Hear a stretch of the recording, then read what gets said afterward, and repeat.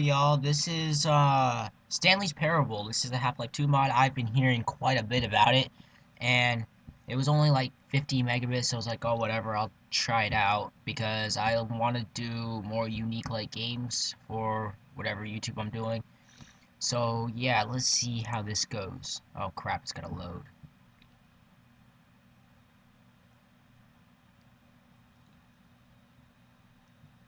Da da da da da da da da da da da. Ah, there we go.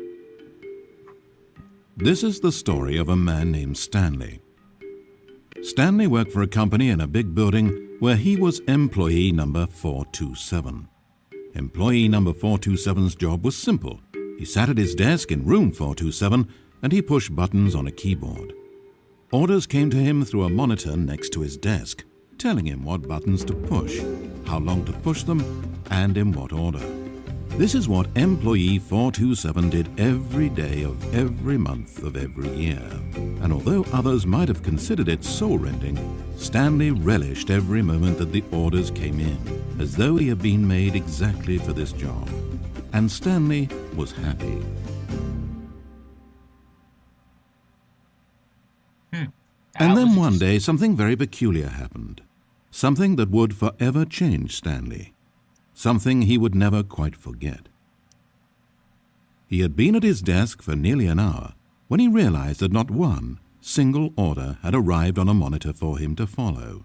No one had showed up to give him instructions, call a meeting, or even say hi. Never in all his years at the company had this happened, this complete isolation. Something was very clearly wrong. Shocked, frozen solid, Stanley found himself unable to move for the longest time. But as he came to his wits and regained his senses, he got up from his desk and walked out into the hallway. Oh. Okay, this is interesting.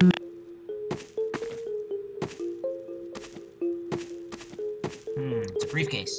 Hey. Whoa, it's a chair. Man, I can't jump. I can't jump. I can't jump. I want to sit down. I crouch. Dang it. Hey, the briefcase. Briefcase.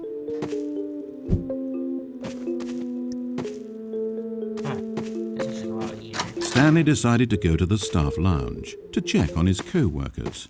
He never functioned well by himself and constantly needed support and guidance from others, so the thought of total solitude was terrifying to him. Aw, poor Stanley.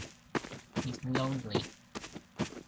425, empty, 424. Wait, why don't they have numbers right there and they have the numbers right there? That makes absolutely no sense. Come on, guys, get your stuff straight. 424. Ooh, it's a window. It's a window. Computers. Dang it, I can't get in. You show me a stupid window, but you don't let me in to the stupid room. I see how it is. 423. When Stanley came to a set of two open doors, he entered the door on his left.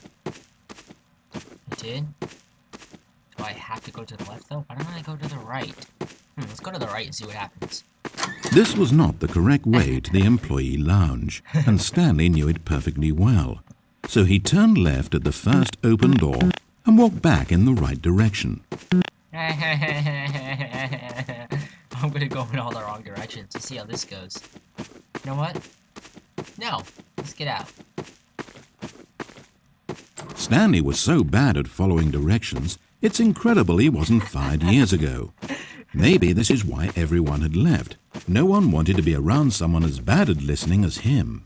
And since he was walking into the middle of nowhere and thus ruining the entire story, Stanley decided that he would punish himself. Oh, no. So when he came to the elevator and the doors opened, he stepped inside and pushed the button to go up. Uh-oh. Uh-oh, I'm supposed to go up.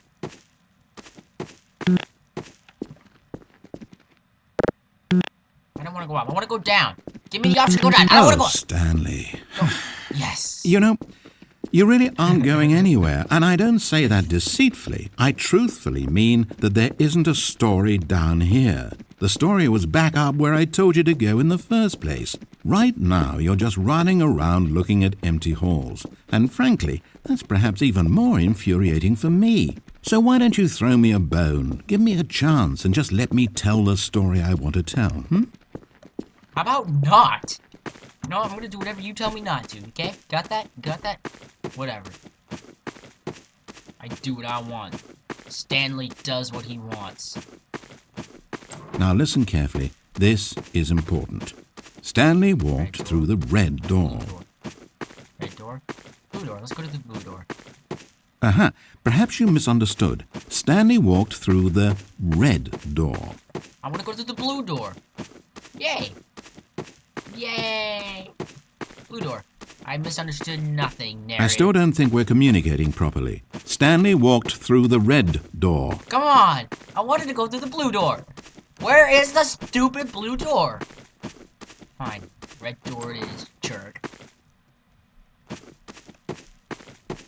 That looks scary. That looks very scary. I'm not sure I want to do this. I'm not sure I want to do this. I'm not sure I want to do this. Why you make me do this, narrator? Come on. It's black and scary.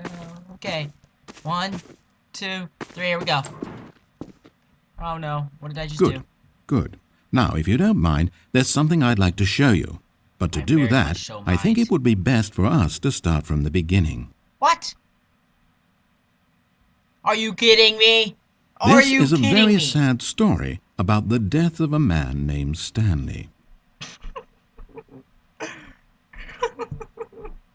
Stanley worked for a company in a big building where he was employee number 427. What just happened? His job pushing buttons demanded little of him, so there was not much of himself to give.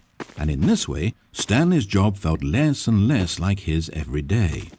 But if buttons need pushing one day, it means they'll need pushing the next and then the next. So without question or judgment, Stanley continued to do what the screen told him. One keystroke flowed into another keystroke, flowed into his ride home, flowed into dinner, flowed into waking up, flowed into going to work, and here he was again. Stanley was typing out a complete sentence that said absolutely nothing at all. What the heck are you making me If do? in reality no one ever actually disappeared from the office, and Stanley never got the opportunity to make a decision, to choose which path he wanted to take, would his life still have any meaning? Perhaps when we long for something deeply enough, these hopes and fantasies become so strong in our minds that we truly believe that we're there, controlling that person and living that adventure. To manipulate your own thoughts and emotions might mean freedom from a self-imposed prison. But these delusions can be fatal to those who can't tell the difference. Shut up, narrator. And so, Stanley asked, if that door never opened, if I'll never be able to walk away from those people and from these buttons, is this life still worth experiencing? Am I actually happy? Stanley answered this question by pushing a button. Then he pushed a button. What the heck? No! And then he pushed a button. Then he pushed a button. What? Did I push a button? Then he pushed a button. Oh, I pushed a button. Crap! Did I die? I don't want to die. No. That was interesting. Okay, I guess that's it. I guess I'll try the other path tomorrow, whenever. Hope you guys enjoyed this. I know that was, interesting. Alright, bye.